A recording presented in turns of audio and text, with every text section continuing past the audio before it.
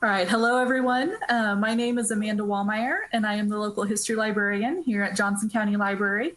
Thank you very much for attending today's program of The Past is Prologue, Neither Wolf Nor Dog. The Past is Prologue is a monthly program offered by the Johnson County Library, where we highlight topics often left out, glossed over, or misrepresented in our history books. We would like to begin today with a brief land acknowledgement. Our Kansas City institutions stand on the homelands of Native American peoples at the juncture of the Missouri and Kansas rivers. These nations include the Delaware, Kansas, Missouri, Oto, Osage, and Shawnee. We pay respects to all Indigenous peoples, past, present, and future, for their continuing presence in this land and the land where you may be joining us today. Joining us today is the filmmaker of Neither Wolf Nor Dog, Steven Lewis Simpson. Steven, thank you for joining us. And would you like to begin by introducing yourself and the movie? Yeah, thanks for having me. Yeah, my name's Steven Lewis Simpson. I'm a filmmaker from Scotland. And basically, Neither Wolf Nor Dog has been a sort of 10-year journey for me. It was almost 10 years ago when I promised the author of the novel that I would get his novel made into a movie sort of by any means necessary. And it sort of devoured my subsequent 10 years in sort of every way imaginable. And, we made the film about halfway into that. And then subsequently, it's been on a very long release, actually the longest first-run theatrical release of any movie in the United States in over a decade, which is for me more tiring than impressive. It's really been a long haul. But, for those of you that's had a chance to see it, you'll know that it's a different film in a lot of ways. But the main way is that it's, you'll know a lot of films in history where you look at it and you go, oh, wow, such and such was amazing in that film and really made it. But without Dave Bald Eagle in the lead of this film, to me, it just wouldn't exist. It sort of transcends how a film normally is done, even in the sense that there was something extraordinary that happened in the film, which is, the climax, which takes place at Wounded Knee. Dave had a closer link to that in his own personal life than even the character he was playing. So, when we filmed it, we abandoned the script and he improvised the whole thing and spoke from his heart because, he had ancestors massacred there. And so it's sort of this thing where there are points within the film where it snaps through the character into Dave, which sort of takes it sort of to a deeper place than ever could have been, gotten on the page or I think by a sort of bigger narrative production, because we shot it in a way that was such a tiny crew and all, the real locations that it allowed, Dave to go to such a deep point within it. So a very different kind of film that way. And it was sort of a great privilege on my part to have his faith and trust to go on this journey together. And he was a mere 95 years old when we filmed. And it was his first ever leading role. And, as I say, he put his spirit on screen. It was a pretty special thing that he gave me and gave us all. Oh my gosh, I didn't realize that was his first leading role. He was excellent. Yeah. So keeping with David Bald Eagle, did you approach him to participate in the movie, or how did his involvement come about? Yeah, I'd been searching quite widely for it. I'd been up in Canada searching around, and as well as the US. I mean, there's a very small pool of Native American actors who are experienced. It's fortunately growing exponentially at the moment.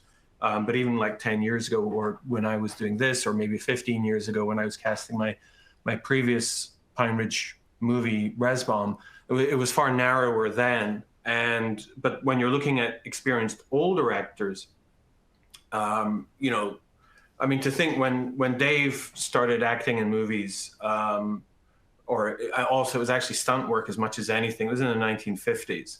And that was it was still very rare for a native to play a native at that point. It was, you know, normally, you know, white actors playing natives. And so they weren't even, that door wasn't even open. And so when you look at the actors in their sort of 70s, 80s, 90s, it was a very narrow group. And one of the significant things about it was that made it very hard was that the novel came out in the mid-90s and the character was actually only 80. And so, you know, Dave was older, but I knew that, you know, I was casting this, you know, what, 15 years later or something. I knew that I had to go much older because it wasn't about the age of the character. It was about the era he was from. And so that time difference, those 10, 15 years since the novel came out, I had to find somebody who was born at the same time and had those extra years on top. Because, you know, for example, you know, Russell Means was a dear friend of mine, and he was one of the, you know, the third lead in Last of the Mohicans. He'd been in big movies. He was in his mid-70s at the time. And, you know, he would have done it in a heartbeat for me. But he was very contemporary. You know, his energy was contemporary. It was a very, very different thing. And I don't think you could, there's a lot of things you can act your way into roles-wise, but this wasn't one of them. This was something you had to just be. So I knew I had to go a lot older. And the generation, I mean, people were just dying out. But little did I know I was going to find somebody that was beyond my wildest dreams and beyond the author's wildest dreams. And as I say, was more perfect for the character than the character himself. And, you know, the extraordinary thing about it as well is that, you know, as amazing as he is on screen, that was less than Dave.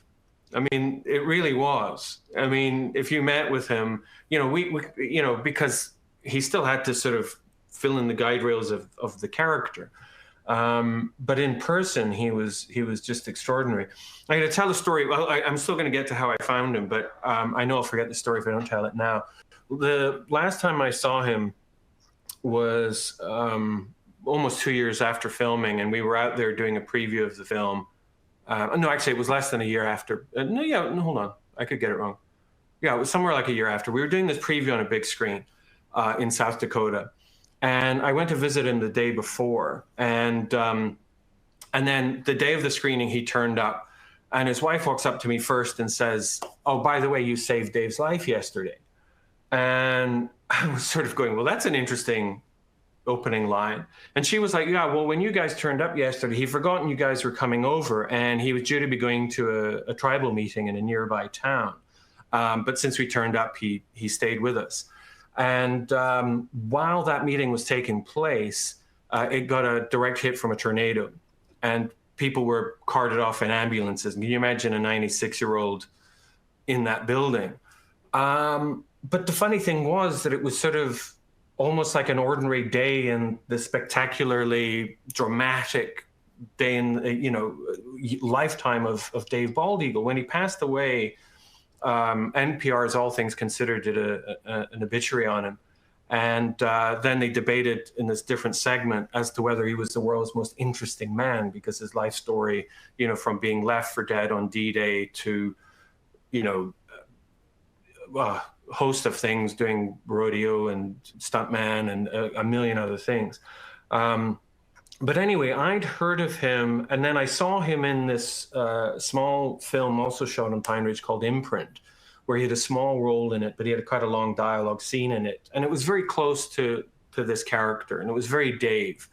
And so when I saw that, I thought, yeah, this is what we're looking for. And I flew out and went to his home and met with him and stayed with him. And I just thought, well, okay, this is the guy.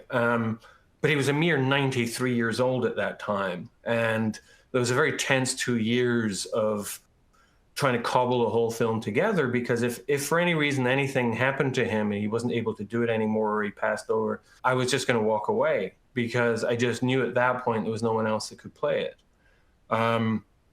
And to be honest, you know, the first couple of days filming, I was thinking there wasn't going to be a film, because it was taking him a while to settle into it. And the one thing that was challenging is, you know, there's long passages of dialogue in some of these scenes. And, you know, I struggle to remember what I walk into the next room for when I get to the next room. So, you know, double my age and then just try and imagine pages of dialogue and imagine what a nightmare it was. So we had to figure out how to do that. And it was a bit of a struggle to begin with. And I'm just sort of going, this is not going to happen.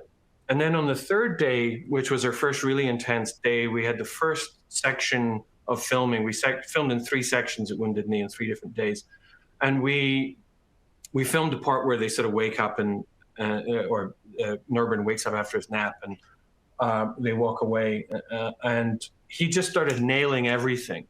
And it was interesting because at the beginning of filming, before we filmed, he did a ceremony and prayer before filming. And the whole day, he just nailed everything he was doing, and he was really on fire. And it was really interesting because he had good days and bad days, energy-wise, all that sort of thing. But anytime we were at Wounded Knee, it was like he had just this new life. And it wasn't until after he passed that I was having lunch with his wife, Josie, who's actually in the film. She plays the lady in the museum scene. She told me that he hadn't been well leading up to filming, and I wasn't told. And he was struggling to walk, and he had this sort of buggy that he would sort of get around in. He drove it like a stunt driver. It was kind of amazing.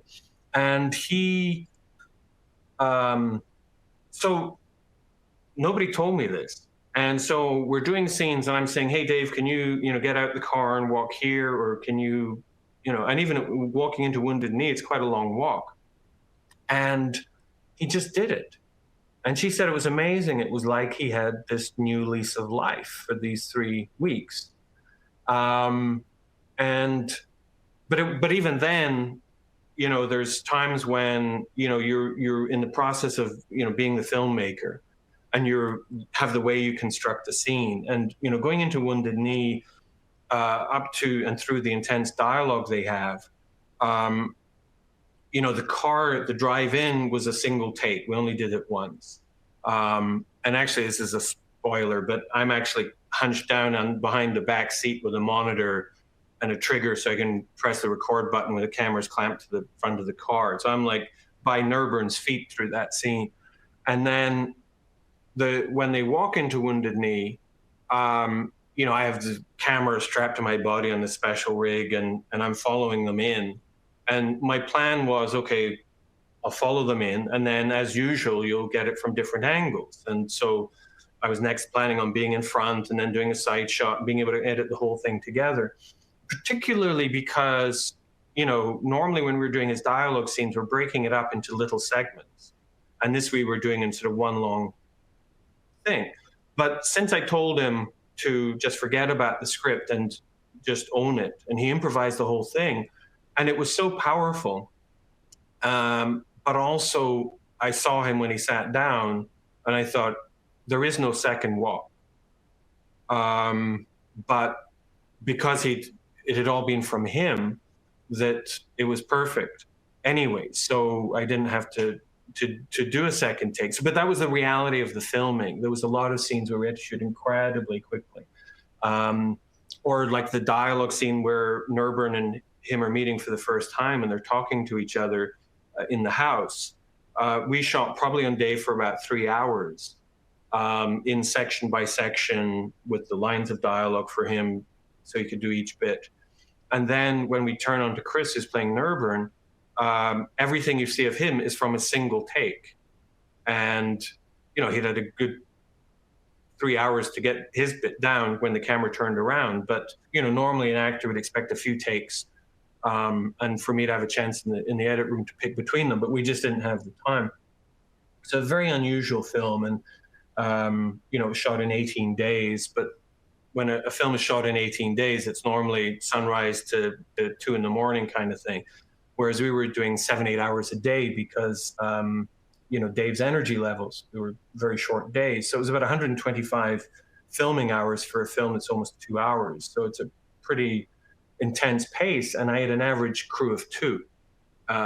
So it was basically me, a sound person, and then whoever else we could grab to do the clapperboard, or, pretty much that was it. So it was a very unusual film, and it's sort of a miracle that it all hangs together. But the reality is nobody was going to give us a budget, because nobody's going to insure a film with a 95-year-old star who had never been a lead before. So it was just a case of you had to take the gamble. And it wasn't until I finished editing that I'd realized, actually, it works. So,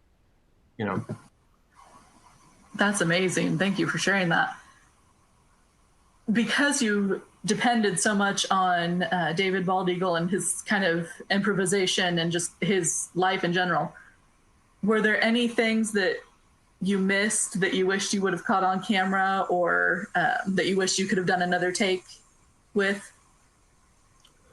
No, not with him, amazingly enough. I mean, I think the thing that I realized when I auditioned him, and again, those 2 years between 93 and 95, he was sharper at 93. It's a pity that, we had some money that was supposed to be coming in to make it in 93, when he was 93.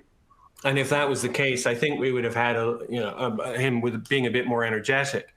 But the thing I realized then was, when he was sort of reading the pages and I was reading opposite him, it was kind of a struggle to judge, because it was just somebody reading off of a page. And then I would say, I just have him look at, I say, if you can remember that enough to look at me and say it. And the moment he connected, made eye contact and said the line, it was incredible. And that's what I realized, that all I needed him to do was to say every line in the film once properly, because he couldn't give you a bad reading of a line. He could only give you a failed reading of a line, if that makes sense. And so it was kind of extraordinary that way. And it was actually, that kind of was reasonably true about the rest of the cast as well, in a way, because we had, it is an unusual situation, because normally actors are used to working in sort of like a company, a theater company, if you know what I mean. So they're used to a lot of give and take, but they're also used to having a lot of focus on what they are doing. And we had a situation where every actor on the film's first priority was servicing and helping Dave, because he was the spirit of it all. And that was really lovely. And it created a really special dynamic. I was running around like a crazy person for the whole time. And, typically at night at the end of filming, I'm trying to wrangle to get sporting actors for the next day, and locations for the next day sometimes. I mean, I was literally sometimes, that close to it sort of collapsing as we're going. But the other members of the team could not have been more supportive. All the leads were really incredible. And, Richard Ray Whitman, who played Grover, the energy I didn't know Richard coming into it. And the first time we met was on location. And his energy was like, this is the most important creative thing I will do in my life. And to be honest, I think he's that serious of an artist that's how he comes into every project. And it's a gift, such a great gift that he gave me, because when you've only got 2 of a crew and you're running around like a headless chicken the whole time, you're sort of feeling like everyone's going to think, what the heck, what on earth are they doing there? And, they're there with some insane person. Like my dear friend Russell Means was in my previous movie of mine, and it was a similar sort of production on the res. And, his first movie was Last of the Mohicans, next to Daniel Day-Lewis. And he told me, we did this Q&A in Santa Fe Film Festival, and he said to the audience, he went home that night from the first day's filming, he said to his wife, Steven's delusional. He thinks he's making a movie, but, it's just him and a couple of people and a bunch, and then he saw the film and he was like, I don't know how you did it, because he was used to huge productions.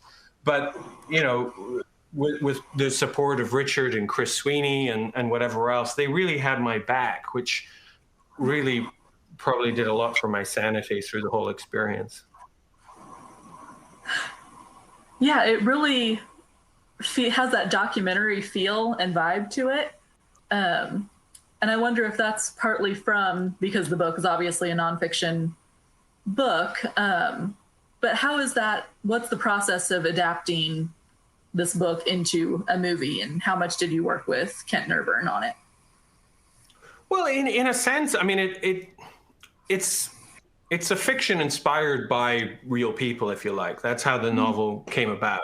It's sort of in this sort of hybrid space, but it's, I think it was that thing when when it came out, it was sort of almost a little misclassified because it was sort of a little bit in the middle of it all. And then the subsequent novels came out that are, you know, pure novels. It was taking the story and where can we go with these characters and sort of, but it was essentially where it came about was that the book that's referred to at the beginning in the box that the father left Nerburn, the Red Road book, is actually something that the real Kent Nerburn did with the Ojibwe youth up on Red Lake Indian Reservation. And, you know, from that he met particularly one elder. There was a couple of other elders, I believe, that were also inspirations in terms of, you know, you get some amazing pieces of wisdom and you think, how do I distill this down? And he was sort of thinking, well, how do I share this with the world? How do I share this remarkable man's worldview? Sort of like in that opening scene of the film, between the two of them. So he chose to contrive this journey, if you like, as a way of introducing a lot of the things that were talked about, but in a dynamic sense. And then there was a script that existed before I got involved. And it was interesting because I was in Cambodia at the time when I got it, and I went through it and I did a pass on the script. And I cut a lot of scenes, and I restructured a lot of scenes, and I sent it back to the author. And, you know, normally an author is kind of like, hold on a second, you're messing with my work, what's going on? But he was thrilled because pretty much everything that I cut were things that this director he'd been working with before me had been asking to be put in, that Ken didn't feel were organic to the piece. Which, you know, I mean, for me, I guess he hadn't screenwrited before and whatever, and he's just trying to please the folks and with putting certain things in, but they really shouldn't have been in there. So he was really impressed with my sense of knowing what to cut through. And, you know, there was sort of too much back and forth that was sort of irrelevant and made no sense in the movie. Like, you know, he first goes out there, he gets the box of notes, then he goes back home for a while, and then he comes back again, and sort of all those back and forths become meaningless within a movie narrative. And the one thing that Kent used to talk about a fair bit was that this director he worked with sort of described it like, you know, a novel is like going canoeing in a lake. You can kind of go in whatever direction you want. You can go up little coves and whatever else, so you can look wherever you want. Whereas a movie script is like you're canoeing down a river. There'll be bits that are faster and slower, and you can sort of explore little bits here and there, but the current is always moving you in one direction. And there was a certain point quite reasonably early on where I think he was struggling with that, because one of the other things about screenwriting is it's about rewriting, and you have to keep working it and honing it down and honing it down. And even in production, more than I normally have to do in a movie, I had to we were even taking the marker pen through a lot, you know, quite a bit of dialogue as we were filming, because it was just too weighty, too much. Whereas, you know, if you've got a good conversation going in a novel, you can keep going until it just dries out. Whereas that can just ruin the balance of a movie. We did cut a couple of scenes at the end that we filmed, but it wasn't much. It was actually a lot less than you would normally have in a movie. This may be my favorite question that's ever come in. Is the book better? No. And no, but I tell you exactly why. And the author said that I took his literary child and made a man of it. And I think what he meant by that is we both acknowledge this, that the film, I think the thing is that the book is probably, as a piece of writing, fine, other than it has this unbelievably remarkable character in it that captures the audience's hearts, the reader's hearts. The film, as a film, is okay. But Dave makes it exceptional. And the other actors and the dynamics and the way they support each other through it. And the landscapes are beautiful. The nature is somewhere you want to spend time. I think the film is a miracle, because if you spend 125 hours making a movie with a crew of 2, the fact that you've got a beginning and a middle and an end and everything joining up in itself that's kind of amazing in itself. But I don't pretend that the film is something that it isn't. But the simplest reason why the film eclipses it is the Wounded Knee sequence. Because Dave put his spirit on screen. And, literally, I mean, there's nothing in, Chris's reaction as well is just 2 people pouring their hearts out to each other. And what was on the page in the novel and the script just wasn't going to work. And I knew it, and I didn't know how to fix it. And I really shouldn't have started filming without a solution. And that was the final scene I shot with Dave. And I kept pushing it back and back and back because I didn't have an answer. I knew I couldn't film, and it was set at night as well, which was gonna be too cold for Dave. It was gonna be hard to make look good with lighting. But also, it was in the novel, it revolves way too much around Kent letting it sink in. And there's a point where, as the massacre is being described, Kent has a sort of flash in his imagination of imagining his son that was there. And suddenly it becomes personal to him and real to him. And my feeling always with that scene was, if that's what it takes when this man is pouring his heart out to you, then I'm not going to like you as a character at that point. Because this man is literally handing you his soul and entrusting you his soul. And so for me, I just was like, okay, I got to yank all of that away. But when we were filming it, I started off with the 2 of them together in a 2-shot. And we were like, okay, Dave, just tell us what happened. And Dave started going into all this sort of historical stuff. And it was dealing with the politics of Red Cloud as well, who they were going down and trying to get help from, and whether Red Cloud did what he should have or didn't do what he should have, and all this sort of stuff. And it was very kind of cold. And again, this is us filming the finale, and I'm going, this isn't going to work. I've literally shot this whole thing. This is like a few years of my life. There is no movie. And then we said to Dave, just go deeper. And then I reset the camera and I put it close up to him. And then he just went there, and it was about 8 minutes on him. And then we turned the camera around, because there's only one camera, and we turned it around on Chris. And it's, 8 minutes again. And different things are touched upon in both improvisations. And so editing, that's a challenge, because you will have some of the most powerful things Dave was saying, he was saying in second take. So he's saying it with Chris listening, but there's no camera on Dave. But I've still got the audio. So you're kind of like, well, how do I build this together? Because, normally when you're like the scene where they meet for the first time, it's totally scripted. So editing's very simple because every line's the same.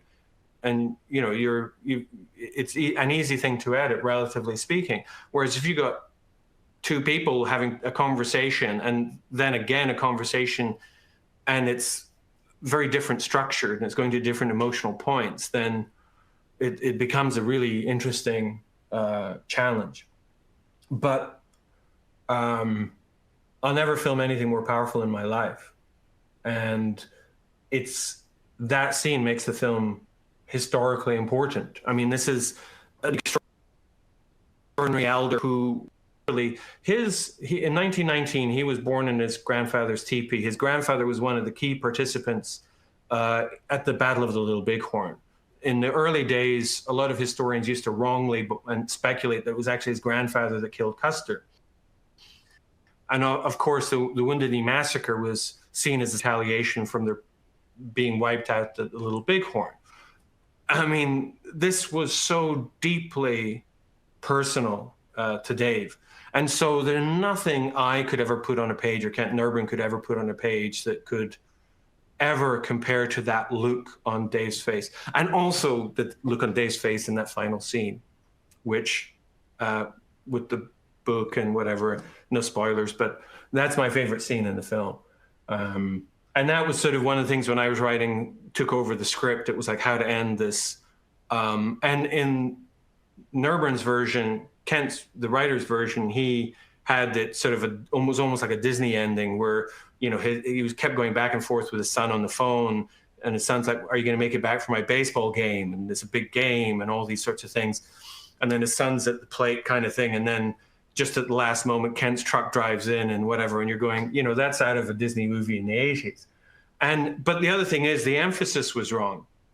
One of the things that I changed was even though the narrative flows through Nerburn in a sense, it's Dan's movie. And so for me, the film opens on him and it closes on him.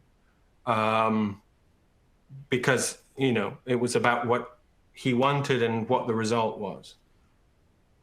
I gave long answers to short questions. And I love that. Thank you.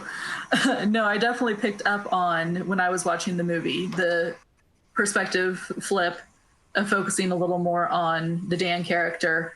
And then also, yeah, that scene at Wounded Knee was just phenomenal. And I will remember that for a very long time.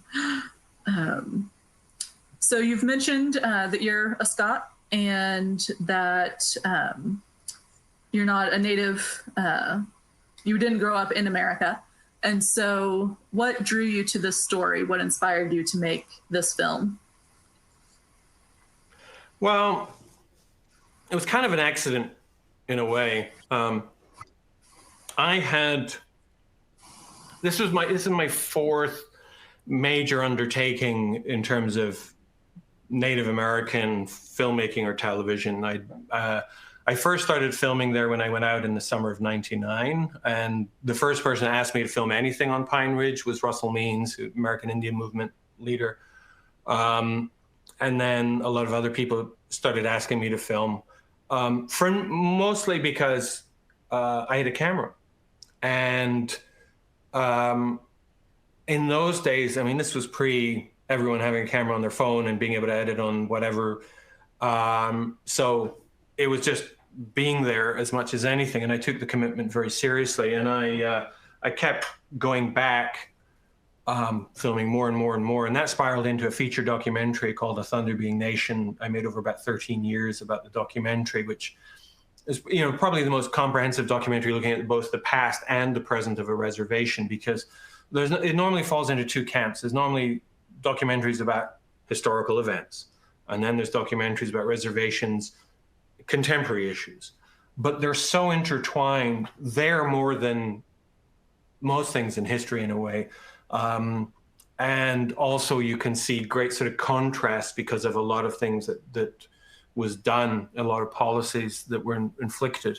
And sort of a few years into that, I also made this movie Resbom, which was like a love story thriller that was originally written for Scotland, and I switched it for there. And then I was asked to make the first TV series for the first Native American, 24/7 Native American channel in the US, which is called FNX.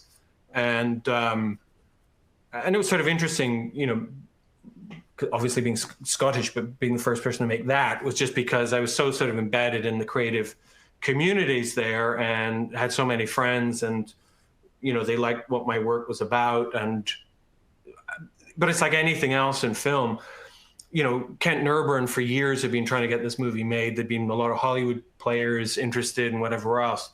And everyone would make promises and never deliver. And whereas I kind of go to the opposite extreme. It's like, if I give you my word, I'm going to see it through. And in this case, it's been giving up 10 years of my life, which has probably been far bigger of a sacrifice than if I was at the beginning, I would have probably accepted as an undertaking. But, you know, once I say I will do it, I will do it. So I think that's where a lot of these things came about. Was, you know, I don't think I was the only, it wasn't the case. You know, a lot of people look at it, there's a big cultural dialogue in terms of who tells what kind of story. But the reality is, you know, most of the time films don't get made. Most of the time, you know, out of every 100 scripts, maybe 2 will get made. So it's a lot of people saying they're going to do things and not following through, or not being able to follow through. So most of these things happen because you were just the one to push it across the line. Neither Wolf Nor Dog is the same. There's some native filmmakers, non-native filmmakers swirling around it, saying they were interested, but I was the only one that sort of pushed it across the line. The same with the native TV show.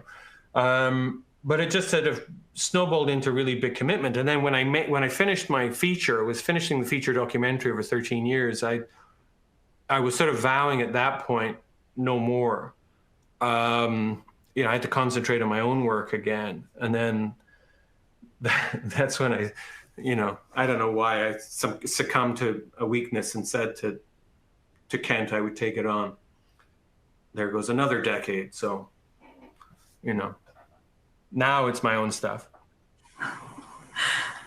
To the audience, this film definitely felt very special and unique compared to your other works on Native films and the TV show. Does this feel like it has more of a spirit, a more unique perspective? Every one of them is completely different. And this was one of the things that I hate about a lot of Native work, is that they keep dragging in the same old cliches. You know, the amount of times you'll click on something and it's a shot of an eagle in the sky, which is a hugely significant thing culturally, but it doesn't need to be cinematically. And the same type of flute music. I mean, you're kind of going, are you serious? This is an entire world here. And so for me, it was always incredibly important that all the work I did was completely different. Mm-hmm. And if anything, Neither Wolf Nor Dog is the most sort of culturally on the nose. It was probably a little more culturally on the nose than I would have expected to have done. The TV show was as much a case of, I never saw anything on screen that reflected Indian country as I felt it, which is the most amazing people doing the most amazing things, and the place where I laugh more than any other place on earth, and the place with greater hospitality than I've ever been in on this earth. And so the show celebrates the most amazing artists, entertainers, cultural figures, and whatever. Every episode starts with this sort of, on today's episode, kind of montage, and same at the end. And in each shot, it's people in slow motion, you know, bursting out laughing, because that was the energy of it. It was vibrant and fun, and, you know, nothing kind of stoic. And, you know, it's sort of interesting when I see even a lot of great works that are shot in Indian country. It's amazing how often you're missing the humor, the charisma, and so on. And also you don't see that narrative of success, which I find so infuriating on a lot of different levels. I mean, on Pine Ridge is, you know, 35, 40,000 people or so. And, you know, out of my friends there's one who's a top executive in a major Hollywood company. There's another friend there who's doing massive business deals around the country. There's another person I'm fortunate to be friendly with, Billy Mills, who won the gold medal in the Tokyo Olympics, 10,000 meters, in the most spectacular fashion. You know, there's another friend of mine who's an artist there who's, you know, got works in museums and galleries around the world. I mean, I just meet so many people doing incredible things, so many authors out of there. And you never see that narrative. And more sad, what's sad, so sad about it, tragic really, is that the young Native populations don't see that narrative. So they never see success reflected back to them. And that is incredibly damaging, to see everyone else's success reflected back, but not your own neighborhoods. And, you know, and it's sort of really interesting. You'll see this when you look around the world in a lot of communities. You always find communities that sort of excel in certain things in spite of certain oppressions. And you sort of look at it and you go, well, that's because the dominant society didn't put a constraint on that. And it's interesting, for example, the native societies. You go to the opening episode of my show was a special at Indian Market in Santa Fe, where over a weekend they have between $100 and $150 million worth of art sales of contemporary work. This is of an astronomical scale in terms of vendors. They're artists from around North America. And, you know, from a pool of, you know, around 5 million people in terms of enrolled members, you would struggle to find any art market in Europe from the entire geographical pool of Europe of 300-400 million people with the cultural diversity of that community within that year. It is mind-boggling. And the funny thing about it is, it's about the only avenue that so many Native communities throughout North America, it's very true, it's true in Canada as it is in the US, where culture, you know, and art and craft is something that is not stifled in their life in terms of dominant society around them. It's kind of like an avenue that they're allowed out through, if you know what I mean, without having all these buffers from the BIA and all these other things preventing them from accessing markets and this fairway and whatever else. And they just knock it out of the park, and it is exceptional. And you sort of look at that and you go, well, you know, if you didn't have the same blockages in so many other avenues, and you're seeing so many of them pushing through and so many amazing avenues right now, when it's, you know, it's very much like, you know, when you see sort of so many women now finally pushing through where there's been these, you know, walls in corporate and political life and all these other things. It's, you know, similar sort of walls that have been put up of perception over decades that they're having to knock down and jump over those, you know, extra barriers. But it's being done in spectacular fashion by a lot of people. And so anyway, you know, it's great to see. I mean, as I say, I mean, the thing is, when I started shooting my documentary, it's the sort of thing that if I was stepping out there today, I wouldn't even entertain the idea of starting it, because there's such a dynamic film community now. There's a lot of colleges that have got strong resources to do these things and whatever else. So, you know, some random guy there, some random filmmaker being there with a camera today would have no real significance to it or benefit to it. It would just all be done internally. Right. I'll talk about, we've had several questions for where to find the film, and I'll talk about that at the end. Do you want to give a plug for where to find that show that you just talked about, what the title of it is? The Hub. Well, all of my DVDs are also, all my shows are on Vimeo, where this link was, you know, where you got this passed through. So if you go into my main channel, you should see them all there. The Hub, A Thunder Being Nation, Resbomb. There's a few other things in my own channel. And then, you know, Steven Lewis Simpson should find it. And then kapana.media/store is where they're all on DVD, which is kapana.media/store. Or anyone can find us on the Neither Wolf Nor Dog Facebook page, and you'll be able to interact and get any information as well. And yeah. Perfect. Thank you. This question focuses on changes that you made between the book and film, which are to be expected, of course, but specifically asking about, in the book, Dan burns the box of letters on his own, and Nerburn kind of comes upon this, and it's like, what are you doing? So in the movie, the scene is Dan, Grover, and Nerburn, all three of them participating in this burning of the letters. Was that an intentional choice, or can you talk about that a little bit? Well, it's interesting, because if you hadn't brought that up, I'd have forgotten how it was in the novel. I Because you know, you live with the film for so long, it's hard to remember what the source material was. You sort of had to have the reaction. It's probably one of the scenes that I'm not as happy with as I could have been, but he, you know, it's such a dramatic thing. He has to sort of be present to react to it, and I think because that's sort of the rug being pulled from under him, and but I think with a lot of the changes, the biggest thing is, and I think it's sort of one of these things where some people come to me and say, "Oh, I'm going to watch the movie, but I want to read the book first." And I say, I think you're doing it in the wrong order, because the narrative arc of the film is sort of more condensed, and so you'll get that journey. But the thing is that once you read the novel afterwards, you're getting all of these additional asides. You're not going in there looking for what's missing. You're enjoying what's added on. And the other thing is you will see and hear Dave in your imagination as you're doing it, which to me is a huge bonus rather than coming in the other way.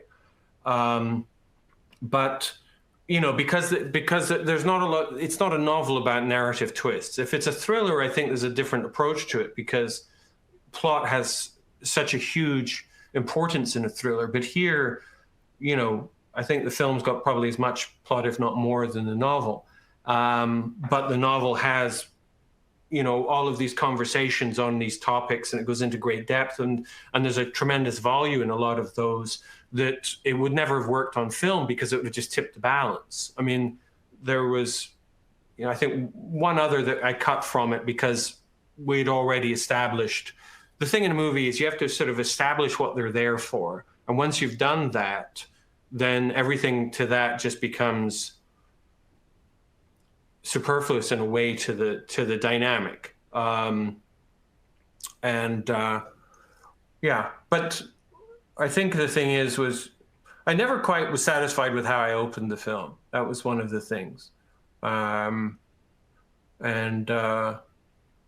yeah, but I'm very satisfied with how I finished it, or how Dave finished it. Steven, you've frozen. We can still hear you, but would you refresh your screen to see if that fixes the freeze? Sure.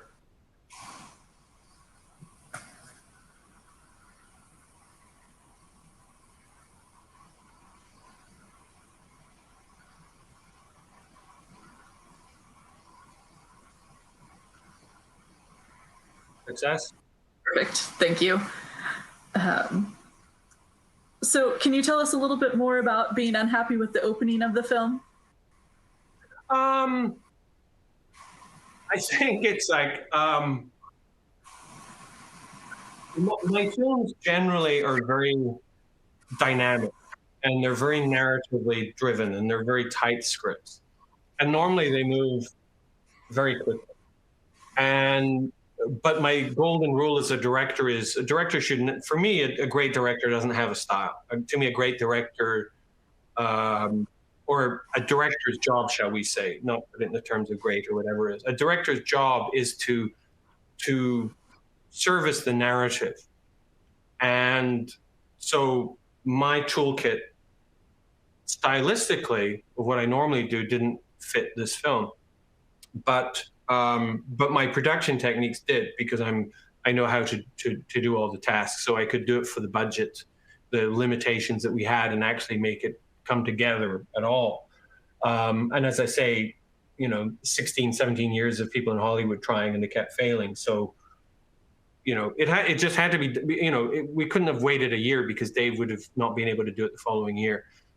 This was the last moment this film could ever have been made. So I think it was a case of how best to establish it. I think I also got, the thing is, once you finish filming, you get a little exhausted. And some of the opening scenes with Nerburn, they filmed in LA with Chris, and it was just me and him for some of it.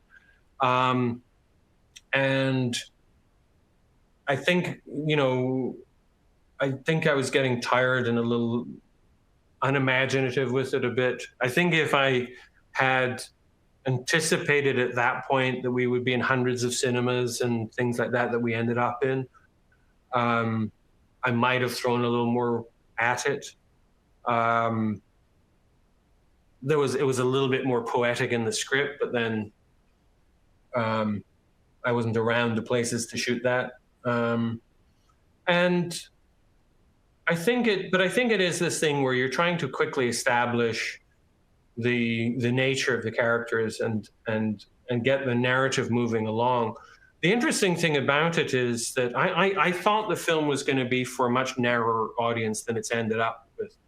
I was always confident that the film would please its audience, but I thought that was probably going to be quite narrow. And it's definitely been broader than I expected, particularly with the theatrical release we had. But I think the thing about it is, because, I mean, I did this preview, and I did preview sheets for the audience and whatever else, and it was a good turnout. And one of the things that you're always conscious of is pace. And this was about a 10-minute longer version at that point. And the only comments really about the length of the film was that they wanted it to be longer because they didn't want to leave Dave's character mostly, which I kind of get. Now, I subsequently took 10 minutes out because I felt it was too long. But the thing is, you'll find people out there in the industry that would go, oh, I think you should cut it down to 95 minutes because that's their mindset. But I would probably gain more people liking it, but I would lose more people, or I would lose people loving it, because you have to make a film for the audience that's going to love it, knowing that you're going to have other people drop off the end. And the reality is that there's always stuff going on in this movie. It's just whether you understand it enough to pick it up. And it's sort of interesting because you have Dan at the beginning basically telling Nerburn, you need to learn how to listen. And my job was to make a film that was doing the same with the audience as Dan is doing with Nerburn. And it's like, there's a lot in this landscape, and there's a lot in the scene, and there's a lot in how they're, their body language or whatever else. But a lot of the time in cinema where people are used to being force-fed, some people will miss it. So the question is, are the audience going to take the journey with Nerburn that Dan is taking them on? And so that was an interesting challenge. But, my next two movies are kind of thrillers, so that's a bit different. Right, I just lost one of my headphones. All right, so we'll move on to our last question. This movie really highlights the idea of where do we fit into history, and are we responsible for the sins of our ancestors, or how do we react to the sins of our ancestors, which kind of ties in well to the program that we're doing here. What would you like people to take away from this movie? The funny thing is, my take on it is sort of different to the movie, because I'm a firm believer in past lives, that we are on a continuous journey, and so my concept of what our ancestors did is a little different. To me, it's a concept of our own place in the history of this world as well. That's what I think is sort of ridiculous about war is, you may be bombing a country that has your great grandkids there. I mean, that's sort of my feeling about the world. So in a sense, the thing is that we're all participants in the ebb and flow of humanity. I think there's definitely, and this is the thing as a British person, I mean, we are more guilty of this than most, where we've had an incredible benefit from the oppression of others. I mean, so much of our, the wealth that we have built up, that we are still the beneficiary of today. So many of the extraordinary streets that we walk down are a result of that. And so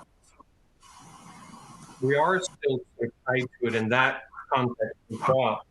But again, for me, it's sort of this thing where it's the difference between for me, the film is about what these characters feel. And it's like when I was pointing out in that climactic scene where Nerburn sort of feeling like his son had to be there for him to sort of, that flashback to him at Wounded Knee, for it to be all pulled home. That's not something I would ever need, because that's not the way I look at the world. So it's not a case of putting on screen how I feel. It's what would be appropriate for that character. I think the key thing is, I think the primary thing that I find that's sort of most required, the required starting point for most Native people in terms of where we are today versus history, is just please waking up to the history, waking up to the reality. I mean, it is sort of this thing where, you look at, say, the historical perspective of Abraham Lincoln. Well, if you're Dakota, the biggest mass federal hanging in history was of their people who were trying to stay alive and fought back. And you're looking at Abraham Lincoln as a monster because of that and all the other atrocities that were going on through that time. And you're getting force-fed this alternative narrative, where it's a selective narrative rather than an alternative one.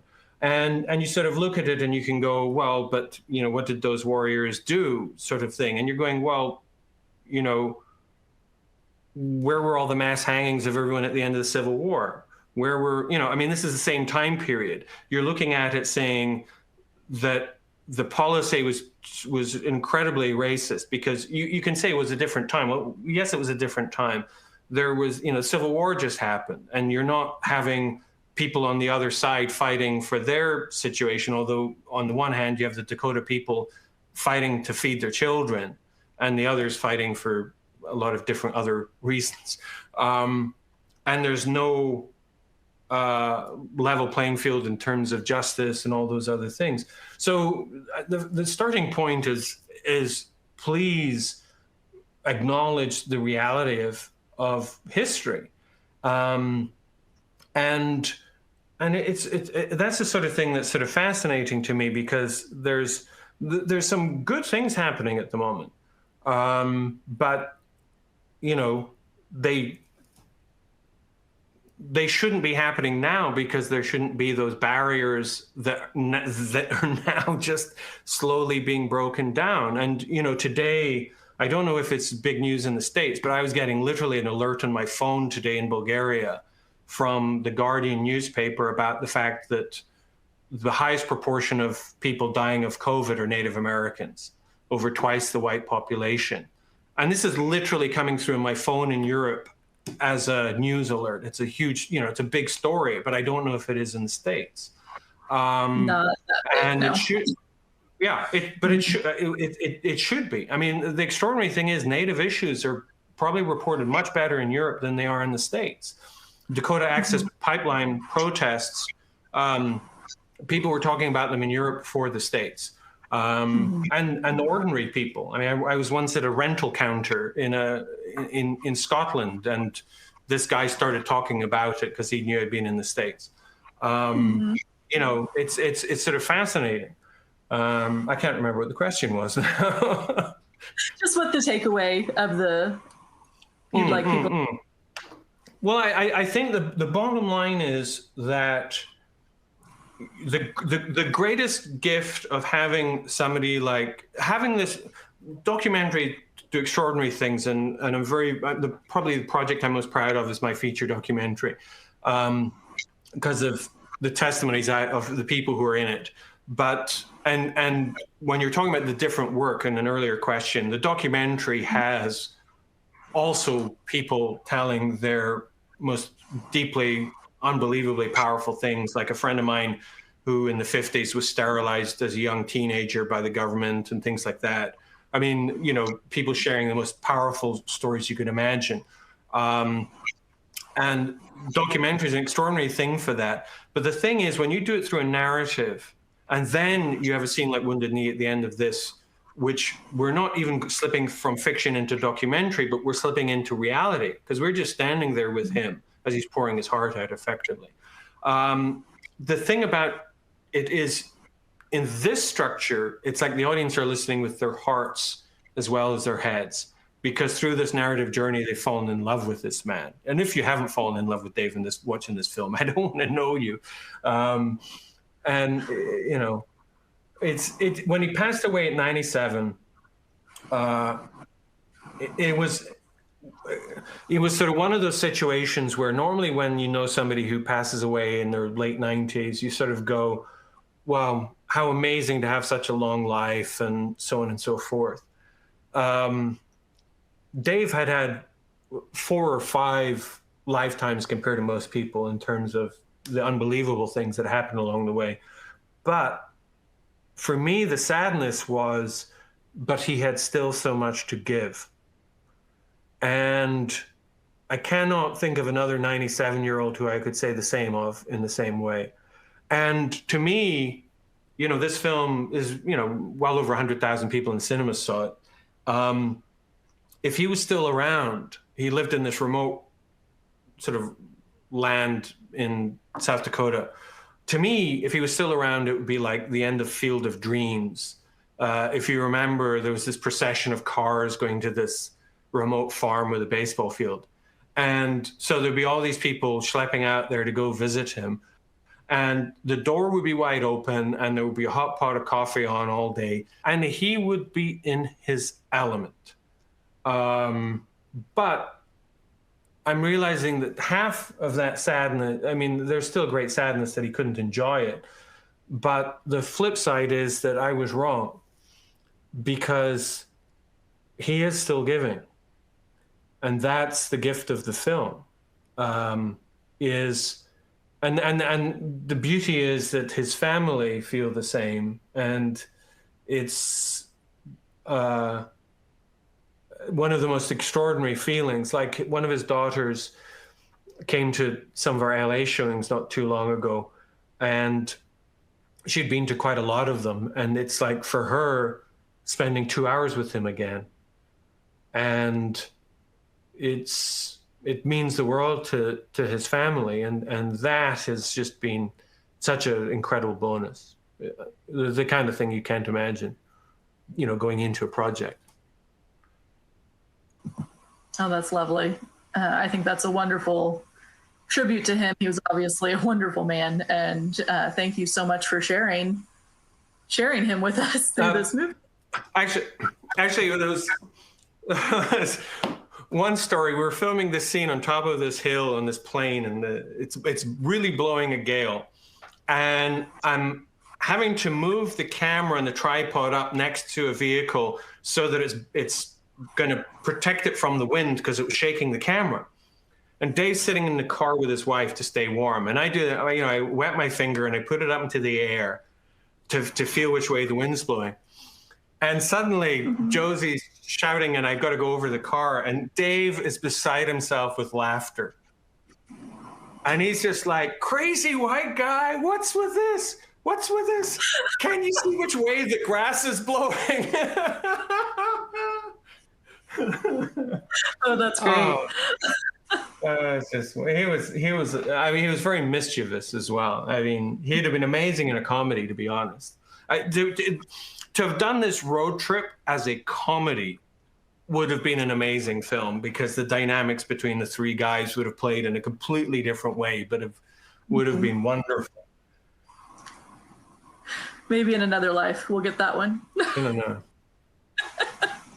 Thank you so much for being here, Steven. We really appreciate it. Thank you. So a lot of you have asked where to see the film. There should be a link under the resources on the right side of your screen.